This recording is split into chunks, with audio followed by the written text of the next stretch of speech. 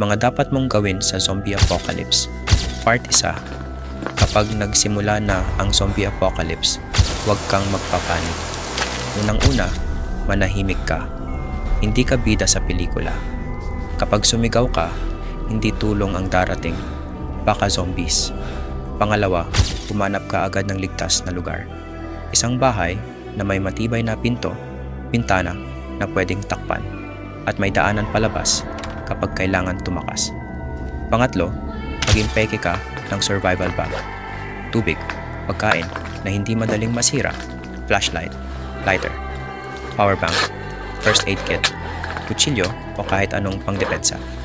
Pang-apat, huwag basta-basta magtiwala sa tao. Sa apocalypse, hindi lahat ng buhay ay kakampi. Minsan, mas delikado pa ang tao kaysa zombie. Pang-lima, iwasan ang matataong lugar. Mall, palengke, terminal. Maganda yan dati. Pero sa zombie outbreak, buffet area na yan.